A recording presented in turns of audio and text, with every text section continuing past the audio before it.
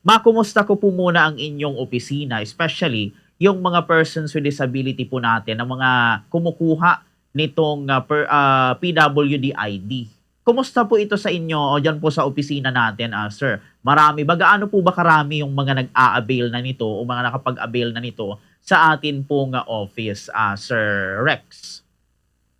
Ah, Bumok here, yung component kasi kung paano dinidistribute or ini-issue yung PWD ID within the ano yun, mga municipalities and cities yun, sila po yung naatasan na sila yung magbibigay ng mga ID sa mga may kapansanan. Sila na yung nag-i-issue po noon. Kami sa province level, kami po nagmo-monitor ng kanilang tawag dito yung kung sila po ba ay kung ano mabilis po ba nilang na-actionan o marami ba silang naibibigay ng mga ID. So may overseeing function po kami. So having said that po, pagdating sa yung tinatawag na online Philippine Registry for Person with Disability, namomonitor po namin sila kung ilan na po yung kanilang nai-issue, and as of now po ang province pa ay nasa 8,000 plus po yung aming mga may kapansanan na mayroong nailagay na po namin sa registry. Kaya lang, gusto ko rin pong iparating, Bombok here, na hindi naman ibig sabihin na 8,000 na yung nailagay sa online registry ay yun na yung bilang na may kapansanan. Actually, marami pang may kapansanan ang hindi pa nakaka-capture ng datos na ito kasi nga may mga may kapansanan tayo, for example, na mga bedridden or hindi lumalabas ng bahay or ikinahihiya ng magulang o kung sino man yung nag-aalaga sa kanila. At mayroon din na may kapansanan din na hindi nila kinoconsider yung sarili nila na may kapansanan. So marami tayong mga kumbaga ano pa, hindi na ilalagay doon sa ganong tawag dito yung statistika. But meron akong gustong ibalita pala, Bombocare, na magandang balita ito sa amin dito sa Camarines Norte kasi last week of February, we are the first province in the Bicol region na kapag undergo na ng orientation training on the Unified PWD ID ng National Council on Disability Affairs. Ibig sabihin, pumunta sila dito last week of February, at lahat ng LGUs namin, 100% ng LGUs namin, 12 municipalities ito, ay nakapag-undergo ng training sa Unified PWD ID. Ito po ay, para sa akin, mahalaga ito kasi ito po yung, kumbaga yung prevalent daw yung paggamit ngayon ng mga fake PWD IDs po, di ba? Bumbukir, ano? At yung mga nasa restaurant ngayon, may mga nakalagay na pag nakita natin yan, pag pumapasok tayo sa mga establishment, may nakalagay na no to fake PWD ID. So kailangan, sa opinion ko, hindi dapat na-deprive yung may kapansanan ng ganitong mga tawag dito, yung kanilang mga benefits and privileges nila, dapat dito dapat nakukuha nila ito. Ngayon, kung mayroong mga establishment na they would refuse na mag-ibigay yung kanilang mga serbisyo sa may kapansanan because dududahan nila yung ID nito. So, malaking ano yon, malaking usapin yon. Although, again, from the rights perspective, hindi ko rin naman siguro dapat payagan na dahil walang ID yung may kapansanan, ay hindi na nila ma-avail yun.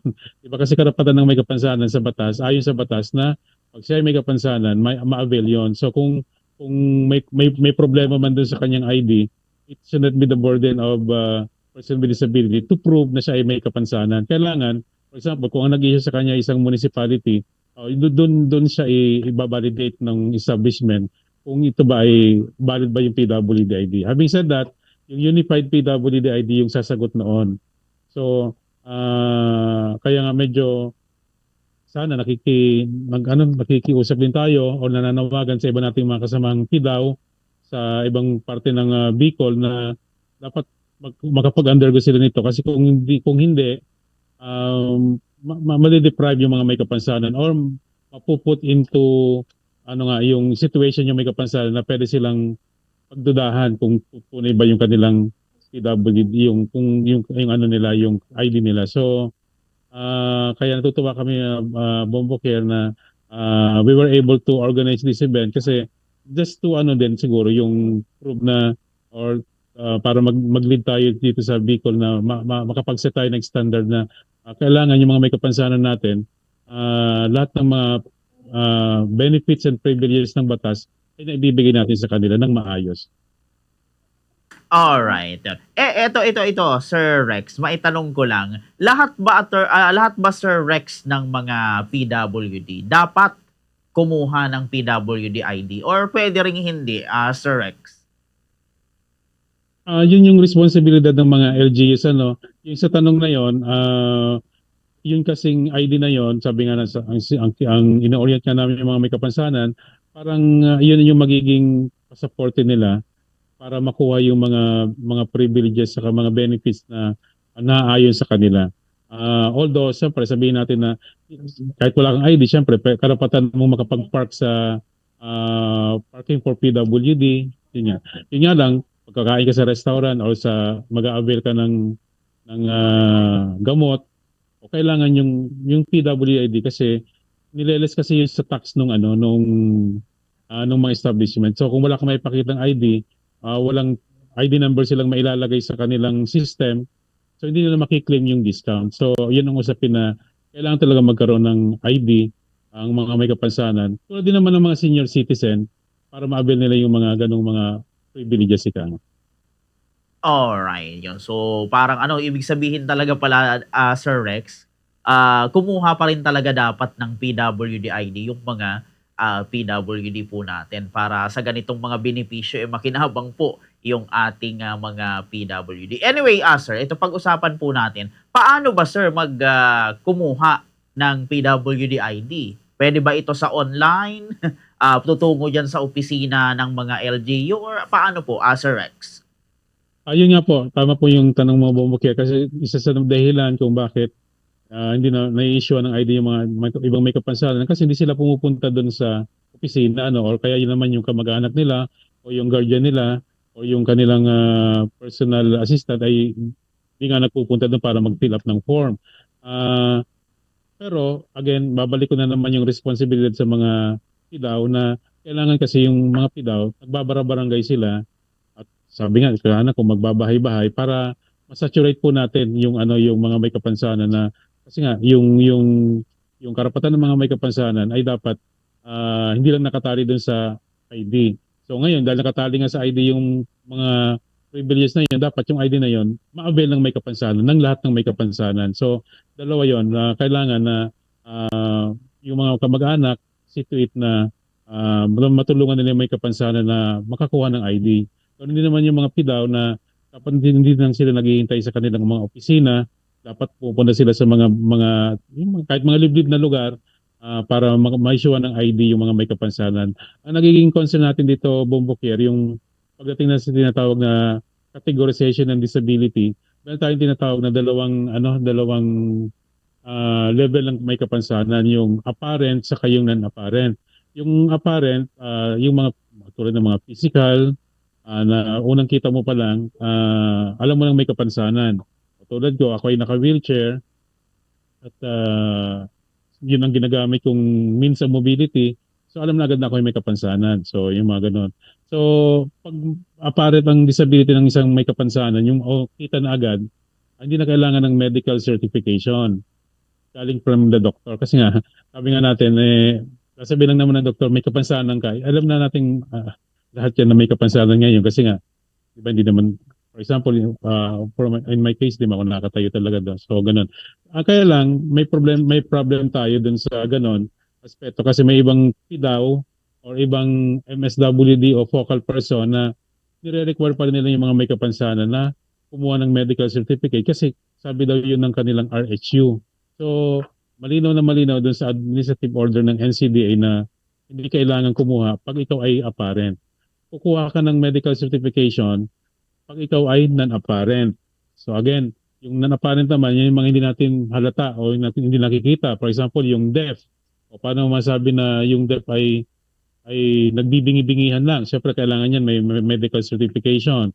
O yung iba din na malabo yung mata o yung sa visual impairment, pwedeng makita rin na okay naman yung mata pero paano masabi kung yung grado niya ay pwede na siyang bigyan ng ID, di ba? So, kailangan nila ng medical certification. Ang problema, Bombocare, ay hindi lahat ay meron tinatawag na mga specialist pagdating doon. For example, yung may mga neurodivergent disability, for example, yung sa learning disability, Ang kailangan diyan mga tawag dito yung development pediatrician o kaya iba naman sa mga mental disability o yung kailangan natin diyan mga psychology, psychiatrist ika nga. So kung ang isang lugar ay walang mga ganito mga espesyalista, yung mga regular practitioner, medical practitioner, hindi sila nag-i-issue ng medical certification. So, ang tanong ko, agad babalik na naman ito sa, hindi sila may issue ng medical certification, hindi sila mabibigyan ng ID. So, malaking problema yan sa mga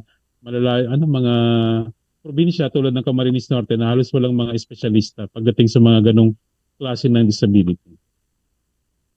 Opo, yun. Ito, sunod kong katanungan, Sir Rex. Lahat ba, o sino ba, sir, yung yung mga kino-consider na PWD? Kasi baka mapagkamalian. Halimbawa, para halimbawa, kung may sakit lang naman yung isang tao, halimbawa, nilalagnat, sinisipon, or kung merong anumang sakit, yun ba PWD na ba yun, sir? Tapos pwede na ba yung bigyan ng PWD ID, Sir Rex? Bumukir, napakaganda ng tanong mo. Kasi yan yung for the longest time, yan yung pinagtatalunan o pinagdidebatihan ng mga nag-i-issue ng ID o kaya naman yung gustong kumuha ng ID, minsan may pupunta rito sa office, sabi niya, gusto niya magkaroon ng ID. Kasi bakit po? Kasi diabetic po ako eh. May diabetes po ako. Sabi ko, hindi naman ibig sabihin may diabetes ka eh. Automatic may ID ka na. So, tama yun. Yung dalawa yung categorization na may kapansanan. Isang may kapansanan na may sakit at isang may kapansanan na walang sakit.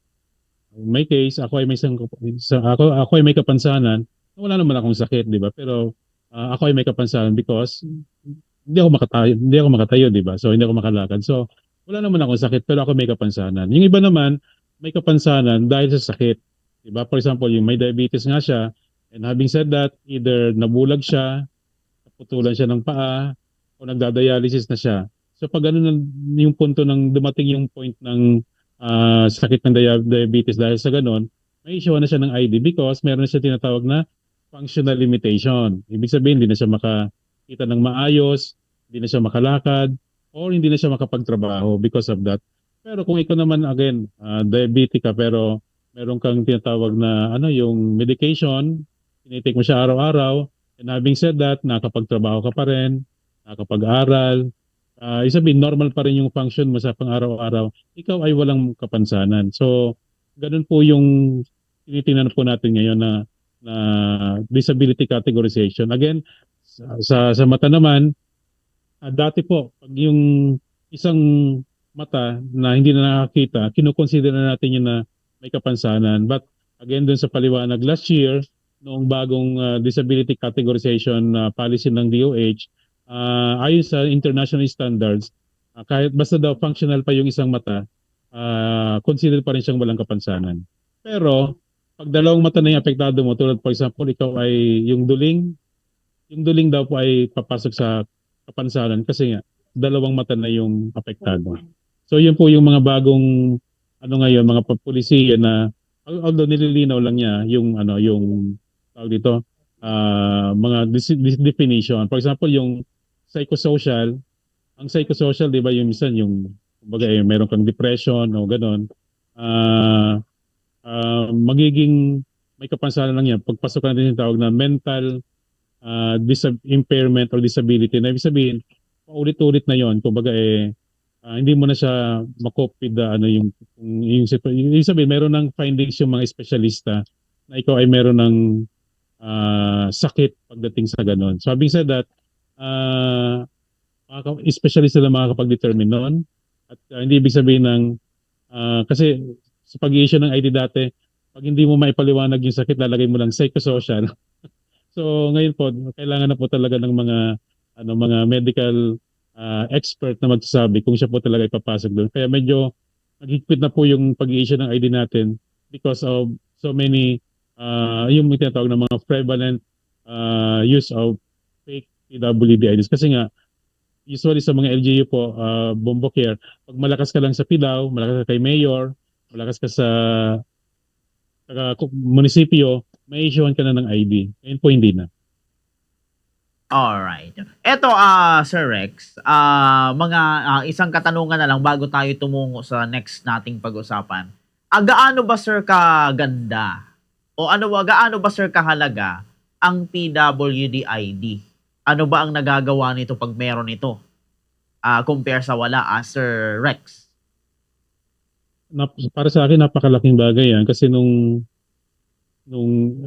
usually kasi ibang may kapansanan, medyo may pride pa sila, no? Sasabihin nila, ay hindi ko kailangan niya kasi may trabaho naman ako, kumikita naman ako, so hindi ko pa kailangan yan. Pero wag sana dumating yung point na yon na for example yung ma-hospitalize siya, kailangan ng malaking halaga.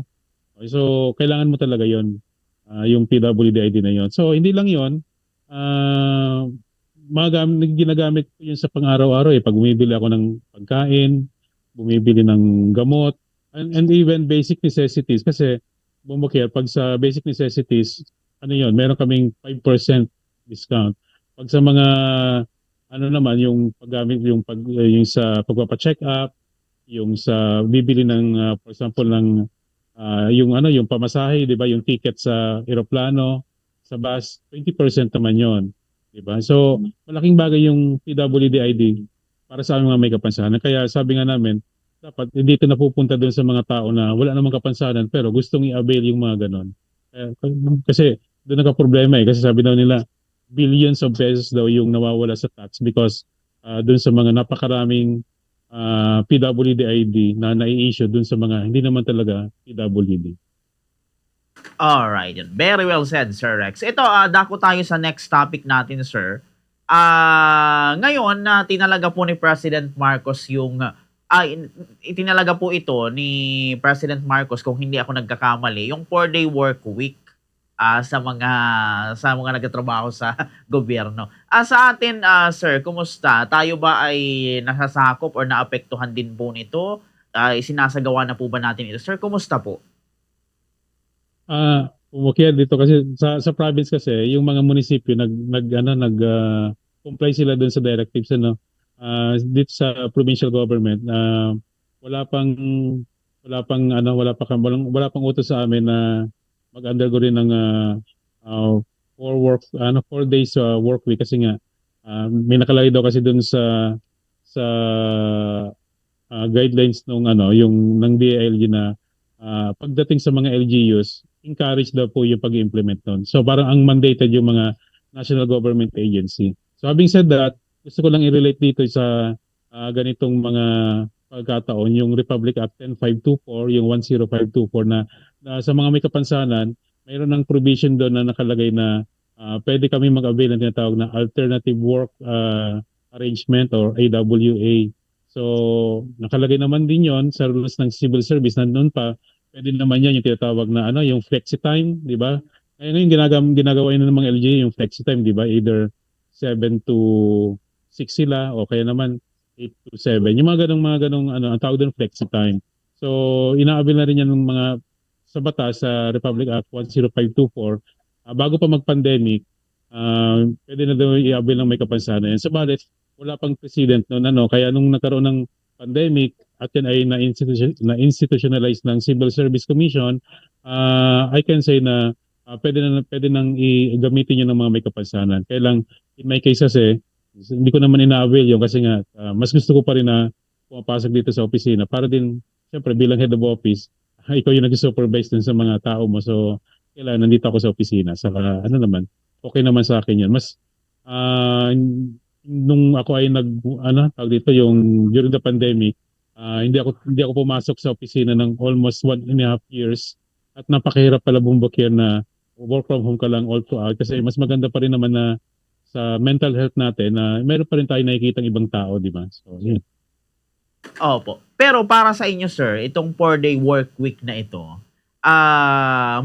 maganda po ba yung maidudulot nito, sir, para sa inyo? Sang-ayon ba kayo dito sa pagpapatupad nito, sir? Sir Rex?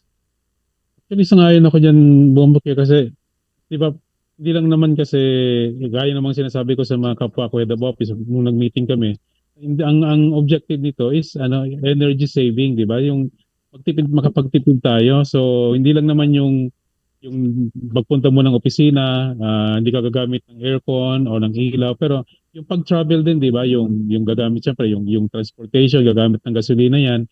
So, dapat nagkakawing-kawing na yun na makakatipid niya pag at least isang araw walang pasok, di ba? So, ah, makiano tayo, kumbaga dapat tumulong tayo na na makiisa tayo dun sa pagtitipid natin kasi sa nangyayari ngayon, because of what is happening right now, baka daw tatas pa ng tatas yan eh. Next week lalo pa daw tatas. So nakakatakot na baka dumating yung time na baka magrasyon na lang tayo sa gasolina. So sana hindi dumating yon, but kung dapat syempre expect natin yung worst, di ba, para pagdating makapaghanda tayo ng maayos.